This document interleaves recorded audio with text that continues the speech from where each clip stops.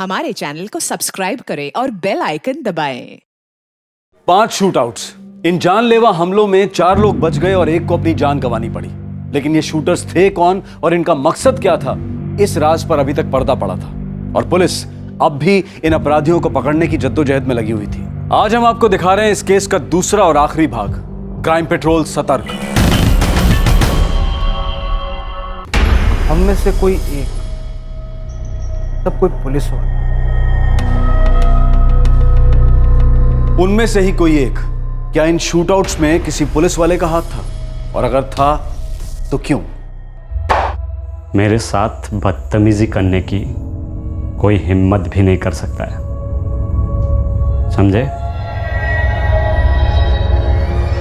क्या? हम में से कोई एक? इसका मतलब क्या है कि कोई पुलिस वाला इसमें शामिल है? इशारा तो इसी तरफ है सर, लेकिन सर ये भी हो सकता है कि हमें भटकाने की कोई चाल हो, किसी को ये लग गया हो कि अब हम उस तक पहुंचने ही वाले हैं। जो भी हो, मामले की तह तक जाओ। तो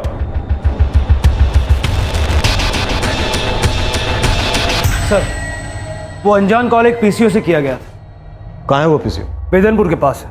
मूव।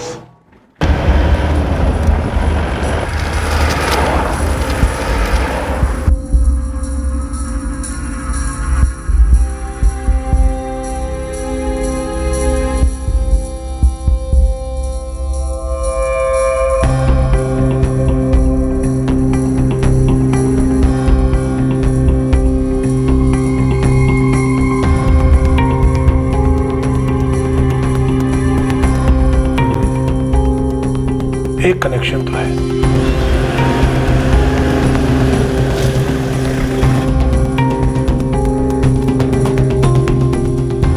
साहब मुझे बिल्कुल ख्याल नहीं आ रहा है। कोई 1:15 बजे की बात है, औरत थी। नहीं साहब, मुझे तो बिल्कुल भी ख्याल नहीं आ रहा है कि कौन आया था, किसने फ़ोन किया था। मुझे कुछ भी याद आता है तो मैं आपको फ़ोन करके खबर करूँगा। इतना खुले में तुम्हारा पीसीओ है, ऐसा हो ही नहीं सकता कि तुम्हें पता ना हो वो औरत कौन थी। साहब अगर मुझे कुछ पता होता तो मैं आपसे क्यों छिपाता?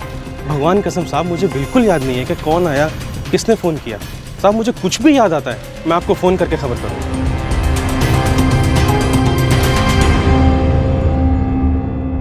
इतने अच्छे लड़के देखे थे तेरे लिए, लेकिन न जाने क्यों तू इसी के चक्कर में पड़ गई। मुझे नहीं पता था कि बात यहाँ तक बढ़ जाएगी। वो मुझे छोड़ ही नहीं रहा। और पुलिस के पास भी नहीं जा सकते, वो फिर से अपनी पहुंच का इस्तेमाल करेगा। तो तुम्हारा कहना है कि तुम्हें एक कनेक्शन मिल गया है, लेकिन हमें एक अनजान कॉल आया था जिसमें बोला था कि हम में से ही कोई एक इसमें शामिल है। हम में से कोई मतलब? कोई पुलिस वाला? इसका तो ये मतलब हुआ ना, मतलब इन शूटआउट्स के पीछे कोई पुलिस वाला है। सर एसपी साहब ने ऑफिस बुलाया, मुकेश सर को कोई कनेक्शन मिला है शूटआउट्स का। उम्मीद करता हूँ इस बार सुराग पुख्ता होगा।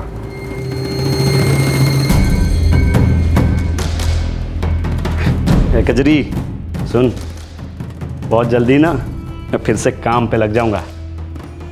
फिर देखना किसी की हिम्मत नहीं होगी मुझे बेइज्जत करने की।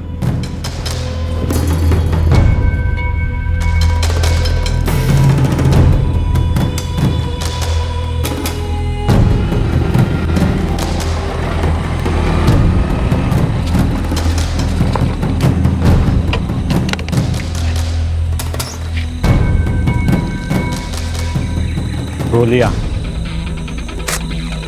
चलो अब अगला काम।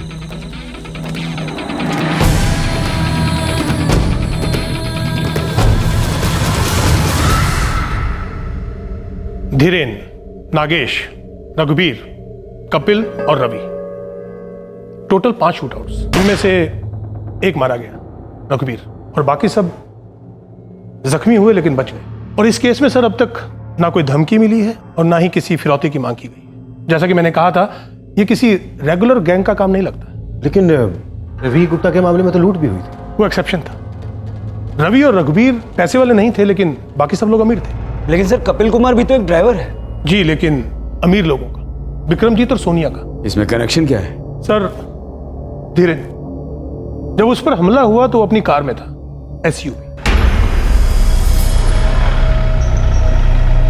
नागेश पर जब गोलियां चली तो वो अपनी कार के नजदीक था, वो भी थी एसयूवी। कपिल, जो कि एक ड्राइवर है, उसके मालिकों के पास भी जो कार है वो भी है एसयूवी। अमीर लोग, लग्जरी कार्स। आपका इशारा किस तरफ? कोई ऐसा आदमी है जो अपनी खुन्नस निकाल रहा है इन अमीर लोगों पे। लेकिन सर एसयूवी सिर्फ 3 शूटआउट्स में थी, ये तो कॉमन कनेक्शन नहीं हुआ। हाँ, और बाकी के तो रघुवीर और रवि इस कनेक्शन में कहीं फिट नहीं होते। शूटर्स ने जानबूझकर इन्वेस्टिगेशन को भटकाने की कोशिश की है। तुम्हारे कहने का मतलब है कि किसी के दिमाग में ये बात घर कर गई है कि उसके साथ गलत हुआ है। वो अमीर लोगों पर, और ख़ास तौर पर उन अमीर लोगों पर जिनके पास लग्जरी कार है, अपना गुस्सा उतार रहा है। जी। मतलब ये किसी दिमागी तौर पर बीमार आदमी का काम है। सर, सोचने वाली बात यह है कि क्या कोई डिस्टर्ब माइंड प्लान करके इन्वेस्टिगेशन को भटकाने के काबिल हो सकता है? हो सकता है। और वो जो फोन पर इशारा किया गया था कि हम में से ही एक है, मतलब कोई पुलिस वाला। मतलब कोई पुलिस वाला है जो अपना गुस्सा निकाल रहा है किसी चीज पर। हो सकता है, क्योंकि चौधरी और जोगराज गैंग में से किसी का भी इसमें हाथ नहीं है। मतलब इस हिसाब से कोई भी इनके निशाने पर हो सकता है, बिना वजह। न जाने कितने लोगों के पास इस शहर में एसयूवी है। इसी वजह से हम धीरेन रहेजा, नागेश यादव वगैरह के मामले में किसी मकसद को नहीं खोज पाए। ना कोई धमकी, ना किसी के साथ कोई दुश्मनी। रैंडम शूटआउट्स जिनका आपस में कोई लेना देना नहीं। जी सर, कोई पुलिस वाला है जिसे लगता है कि उसके साथ कुछ गलत हुआ है। अब हमें इसी दिशा में, इसी सुराग में अपनी जांच को आगे बढ़ाना होगा। और इससे पहले कि वो अगला हमला करे, हमें उसे तुरंत पकड़ना होगा।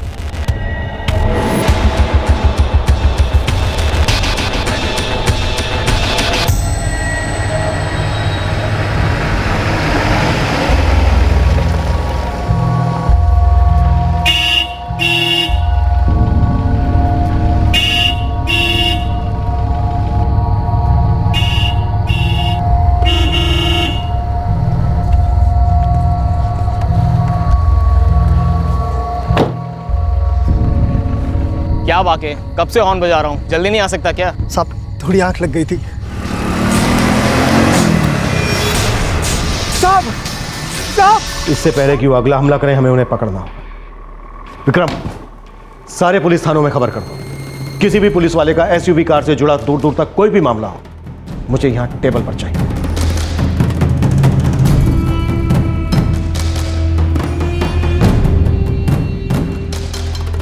सर, मुझे पूरा यकीन है कि ये पुलिस वाला बहुत ही नाराज और परेशान है किसी ऐसी बात से जो इसके साथ हुई है। और सर, इसका संबंध किसी एसयूवी या और कार से भी हो सकता है। और सर, वो गिरीश वर्मा केस में हमें अभी तक कोई वजह, कोई दुश्मनी या धमकी का सुराग नहीं मिला। मेरे पति तो बहुत साधारण से आदमी थे। भगवान का दिया हुआ हमारे पास सब कुछ है। कभी किसी ने फिरौती की डिमांड नहीं की, कोई थ्रेट का कॉल नहीं आया। मैं सच में नहीं जानती कि हमारे साथ कोई ऐसा क्यों करना चाहेगा। मुझे नहीं पता।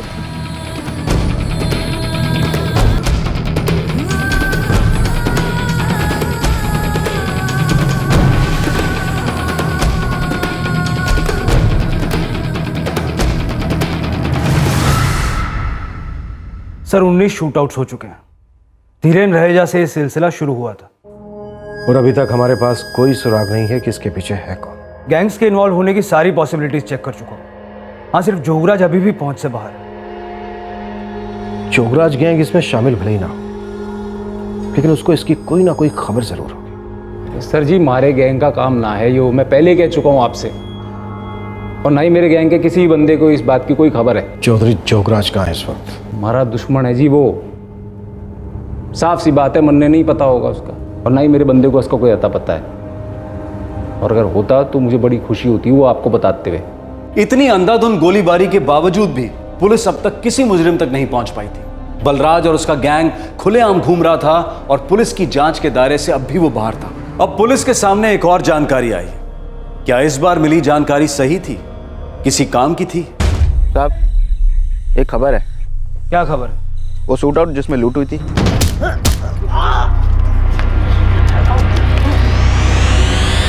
हाँ, रवि गुप्ता जो 12 लाख रुपया डिलीवर करने जा रहा था। साहब, वो काम मुन्ना सिंह और बिरजू सिंह ने किया था। जोगराज गैंग वाले मुन्ना और बिरजू? हाँ। कहाँ छुपे वो अभी? साहब, वेदनपुर के पास एक लॉज में।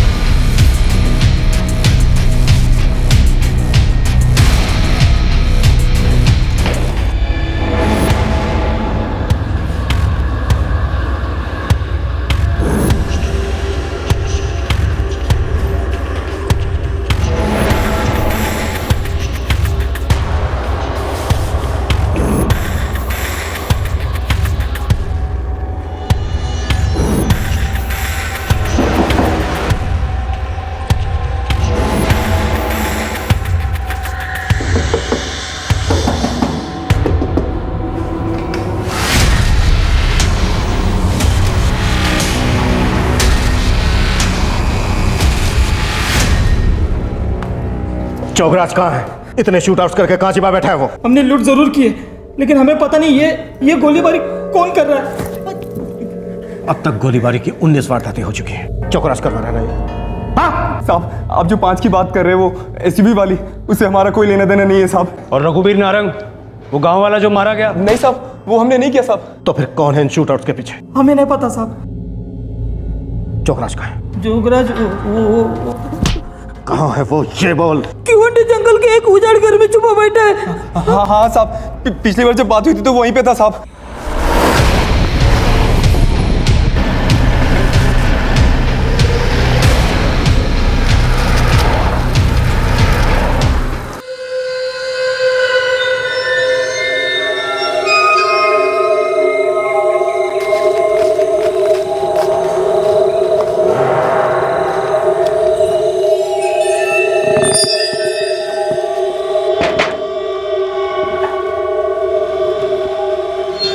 नमस्ते साहब।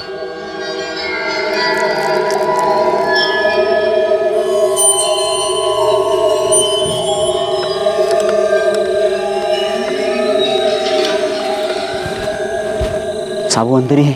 ठीक है, तू निकल। विक्रम, तुम 2 लोगों को लेकर उधर से चलो। सब तुम दोनों मेरे साथ।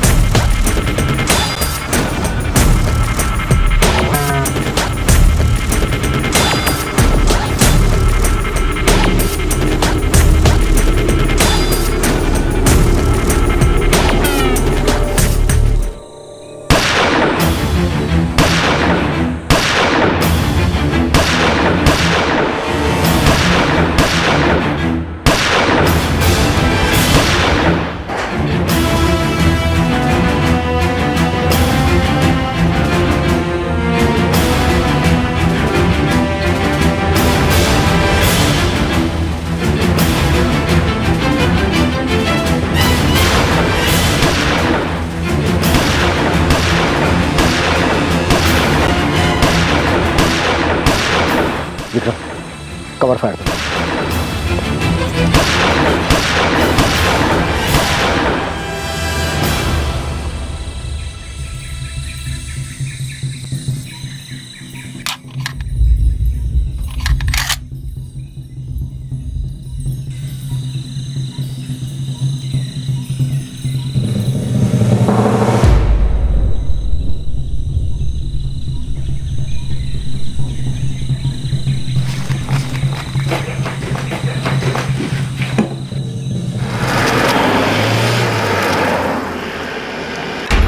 सर,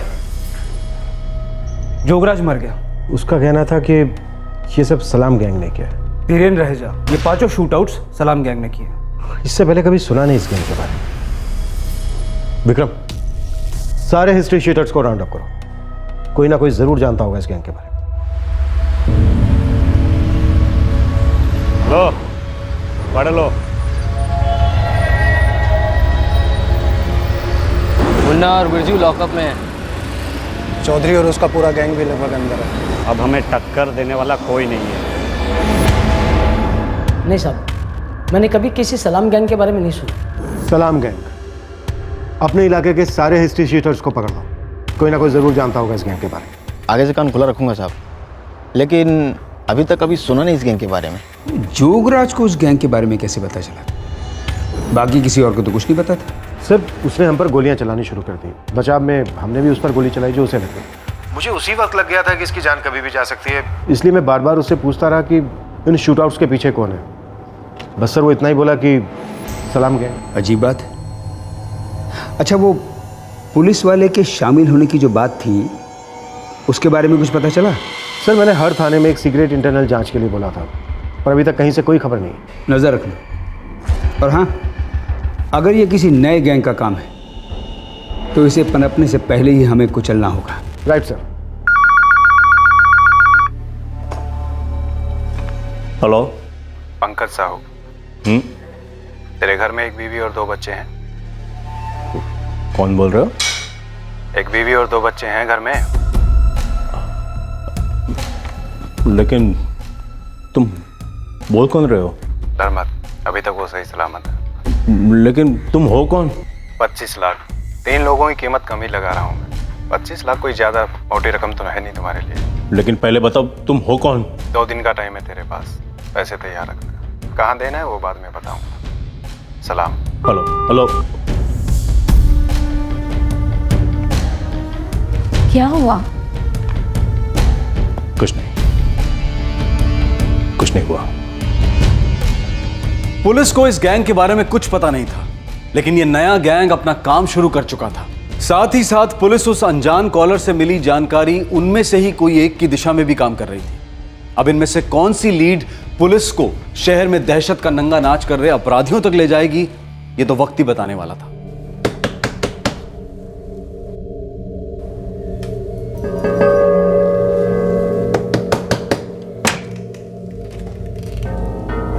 पता चला तेरा बाप फिर से बाहर गया है। मुझे तुम्हारे साथ कोई रिश्ता नहीं रखना बलराज। पर मुझे तो रखना है, और तू मेरी बात मानेगी। प्लीज अब मुझे और तकलीफ मत दो बलराज। अच्छा, मुझे तो लगा था कि मैं ही सिर्फ तकलीफ में हूं।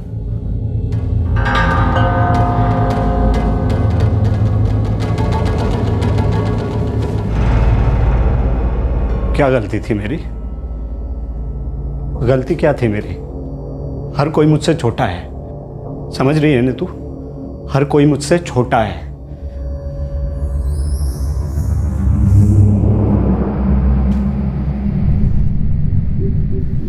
जब तक तुम लोगों को डराते नहीं हो ना, लोग तुम्हारी इज्जत नहीं करते।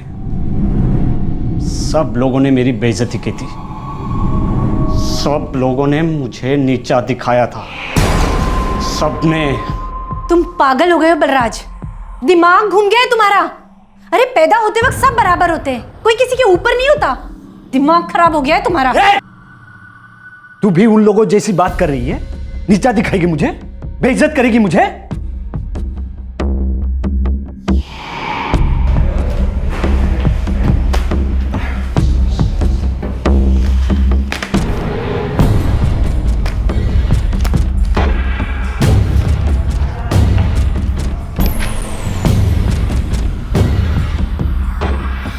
पिछले 1 साल से मुझे शादी का झांसा दे रहा है, जबरदस्ती करता है मेरे साथ, बलात्कार करता है मेरा।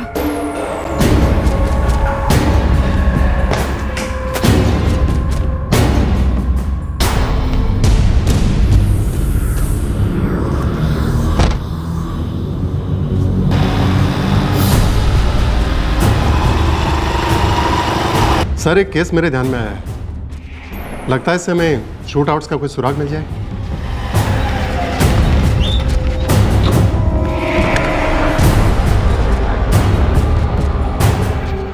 सुन, मोहलत कम कर दे।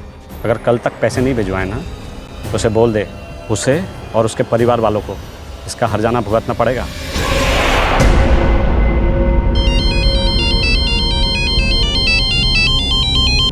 हाँ किशन बोल। साहब, एक बंदा है पंकज साहू, उसे फिरौती की धमकी मिली है। कौन है वो? वो किसी प्राइवेट कंपनी में अच्छी पोस्ट पे है। किसने दी है धमकी? सलाम गैंग। पंकज साहू, तेरे घर में एक बीवी और 2 बच्चे हैं। 25 लाख 3 लोगों की कीमत कम ही लगा रहा हूँ मैं। 25 लाख कोई ज़्यादा मोटी रकम तो है नहीं तुम्हारे लिए। 2 दिन का वक्त दे रहा हूँ, पैसे तैयार रखना। कहाँ देना है वो बाद में बताऊँगा। सलाम। वो वहाँ उस टेबल पर बैठा हुआ था। कौन था वो? ये पता नहीं, पहली बार देखा था। उसने अपनी बात सलाम कह के ख़त्म की। साहब, किसने कॉल किया ये तो पता नहीं, लेकिन पंकज साहू कहाँ रहता है ये मालूम है। कहाँ रहता है? एड्रेस बोल।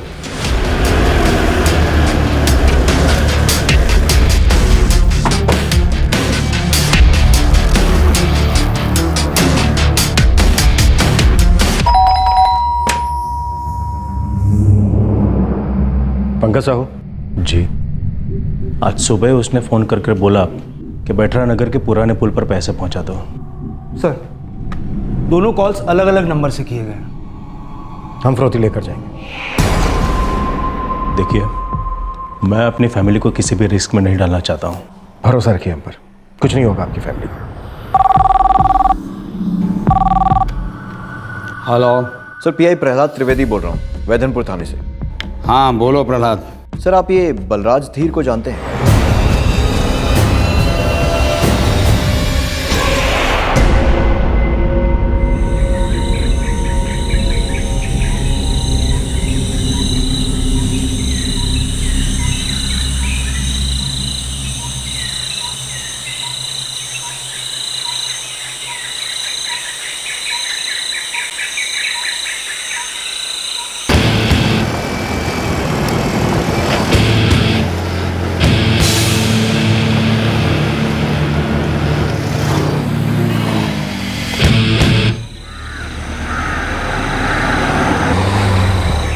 सब लोग अपनी पोजीशन पर, कभी भी आ सकते हैं वो। Okay sir.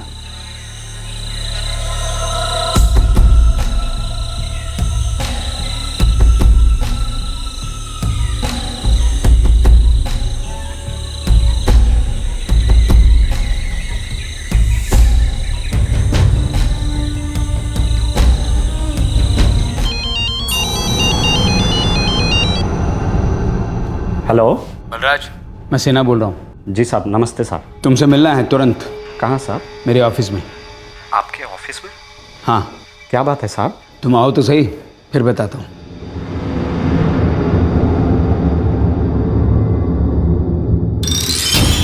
पिछले 1 साल से मुझे शादी का झांसा दे रहा है, जबरदस्ती करता है मेरे साथ, बलात्कार करता है मेरा।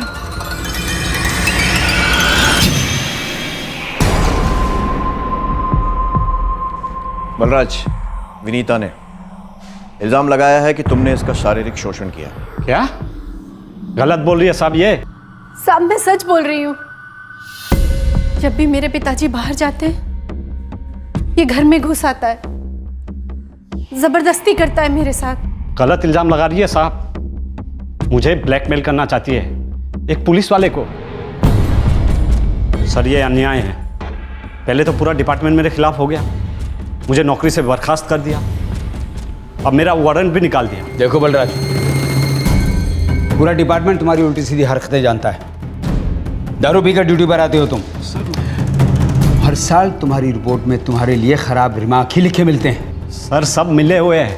हर कोई मेरी मिट्टी पलीत करना चाहता है। साहब, मुझे बेइज्जत करना चाहते हैं, क्योंकि मैं उनसे ऊंची जात का हूं और नीची पोस्ट में हूं, इसलिए हर कोई मुझे बेइज्जत करता है। नीचे ऐसा कुछ नहीं है, ये सब तुम्हारी गलत फहमी है बलराज।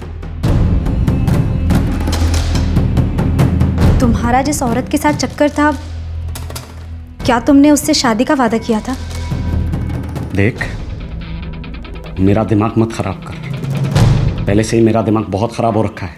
पहले तो मेरा डिपार्टमेंट मुझे जेल भेजता है और बेल के लिए नाक रगड़वाता है, और तू भी चालू हो गई है। तू भी उनसे मिली हुई है। तुम क्यों अपनी जिंदगी बर्बाद कर रहे हो, और साथ ही साथ सबकी? मैं जिंदगी बर्बाद कर रहा हूँ? जानती है कैसा लगता है जब उन लोगों को एड़ियों मिला मिला कर सलाम ठोकने पड़ते हैं जो तुमसे छोटे लोग हैं, खून के घूंट पीने पड़ते हैं, इज्जत मिट्टी में मिल जाती है। लेकिन देखना, एक दिन जरूर आएगा जब लोग मुझे भी सलाम ठोकेंगे।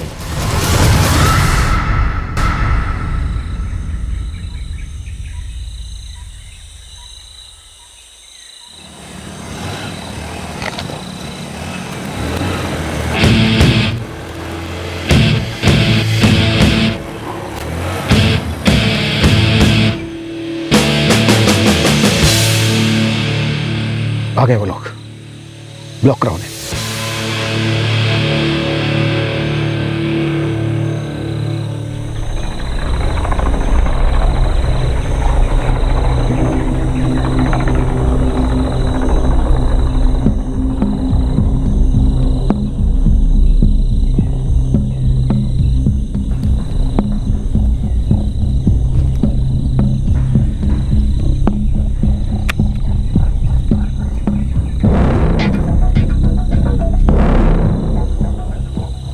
25 है। जी, आप चाहे तो गिन लीजिए।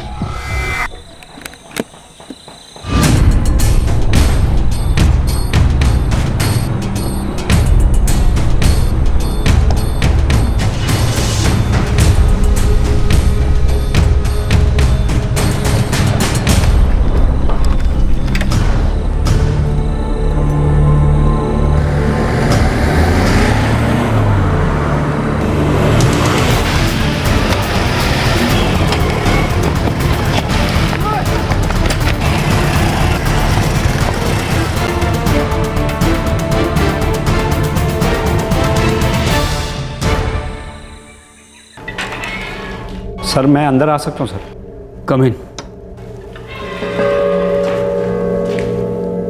बलराज, वो विनीता ने तुम्हारे खिलाफ जो कंप्लेंट लिखाई थी वो वापस ले ली थी। किया क्या था तुमने? उसे डराया धमकाया था? नहीं सर, वो कंप्लेंट थी झूठी। नहीं सर, मुझ पर कोई दबाव नहीं है। विनीता, तुमने खुद कंप्लेंट दर्ज कराई थी और अब खुद उसे वापस ले रही हो। बलराज तुम्हें धमका रहा है? नहीं सर, बिल्कुल नहीं।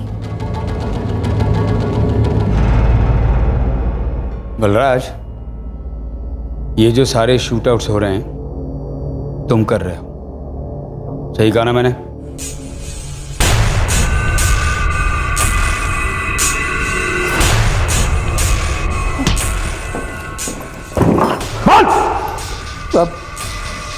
बलराज धीर साहब। बलराज धीर, कांस्टेबल बलराज धीर। हाँ साहब। बलराज थे तो हम में से कोई एक का मतलब ये था? बलराज को 4 महीने पहले ही सस्पेंड किया गया था सर। साहब मैं फ्रस्ट्रेट हो गया था बुरी तरीके से। तुम अपनी हरकतों की वजह से फ्रस्ट्रेट हो गए थे। तुम कभी अच्छे पुलिस वाले नहीं थे बलराज। सस्पेंड किए जाने के बाद तुम्हें दोबारा इसलिए नौकरी पर लिया गया था कि तुम्हें सुधरने का चांस देना था, लेकिन तुमने सब चांस गवा दिए और अब तो हद हो गई। तुमने अपना गैंग बना लिया, गोलियां बरसाना तुम्हारा शौक बन गया। इसमें मेरी कोई गलती नहीं है साहब, किसी ने मेरी एक नहीं सुनी। मैं कहीं गलत था ही नहीं साहब।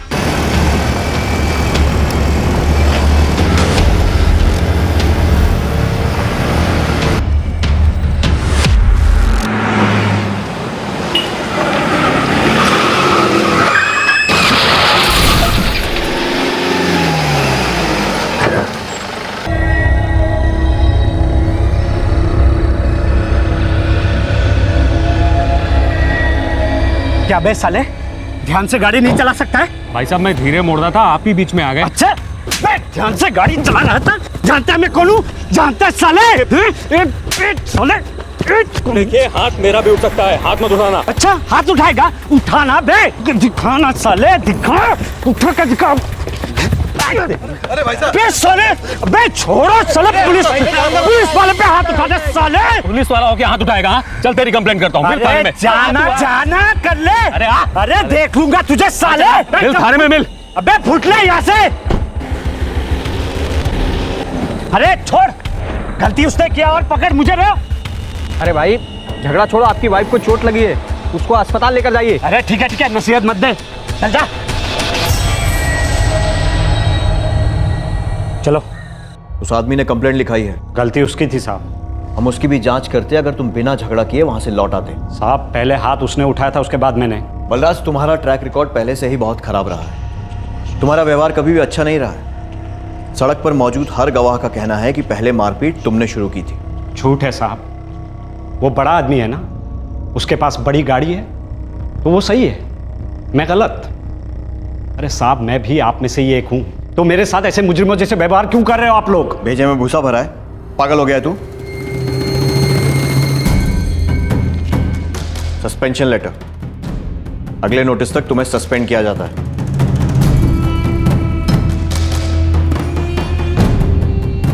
अगले नोटिस तक तुम्हें सस्पेंड किया जाता है? बार बार मैं सस्पेंड किया जाता रहा हूं सर। क्योंकि तुमने गलतियां की बलराज। नहीं साहब, क्योंकि हर कोई मुझे बेइज्जत करना चाहता था, मुझे नीचा दिखाना चाहता था। बलराज, कोई भी कभी भी किसी अपराधी की इज्जत नहीं करता है। बेवकूफ हो तुम, दिमाग खराब हो गया तुम्हारा।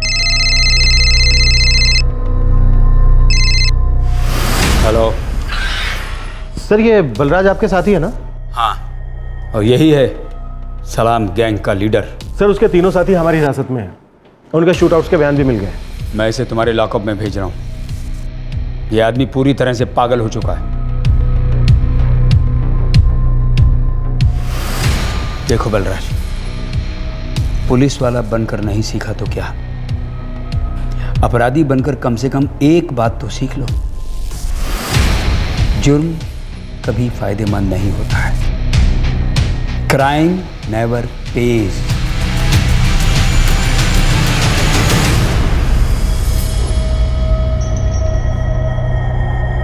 ये सब किस लिए किया तुमने? इज्जत पाने के लिए?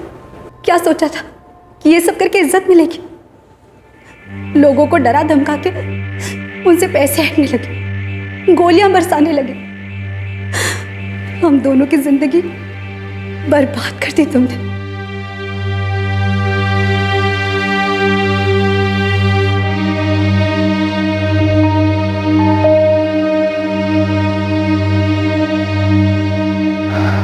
पागल है ये बंदे, बस यूं ही गोलियां बरसाते घूम रहे थे और 2 लोगों की जान भी ले ली इन्होंने।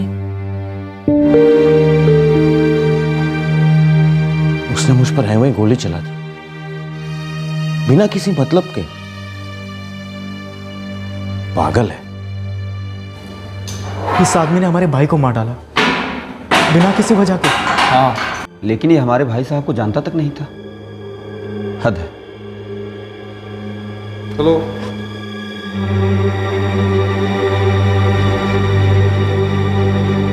कपिल, उसने तुम पे ऐसे ही गोली चला दी बिना मतलब? हाँ, बाल बाल बच गया मैं। उस पागल आदमी ने 2 लोगों की जान ले ली।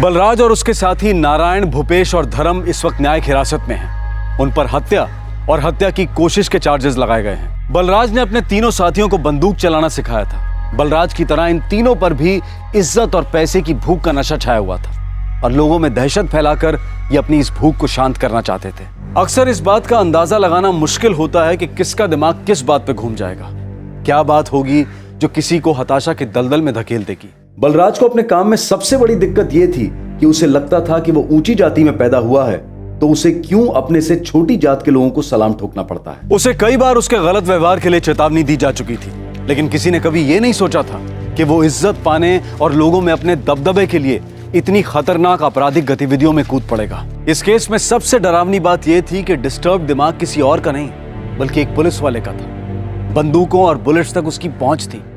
उसकी गोलाबारी की वारदातों में 2 लोगों की जान गई और बहुत से लोग घायल हुए।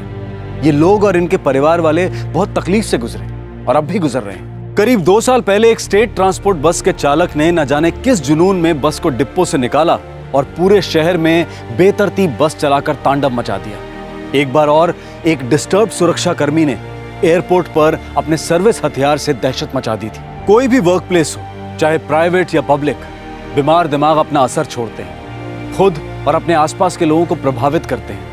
ऐसे में जरूरत होती है कि उनसे बात की जाए, उन्हें समझने का प्रयास किया जाए, उनकी मेडिकल हेल्प या किसी दूसरी किस्म की सहायता की जाए। विक्षिप्त दिमागों को रास्ता भटकने से रोका जाए, तभी उन्हें शांत किया जा सकता है। आपसे फिर मुलाकात होगी क्राइम पेट्रोल सतर्क में एक और नए केस के साथ। तब तक अपना ख्याल रखें, सुरक्षित रहें और याद रखें, सही वक्त सही कदम, सतर्क रहें। जय Hind. For more updates, subscribe to our channel, click the show links and enjoy watching the videos.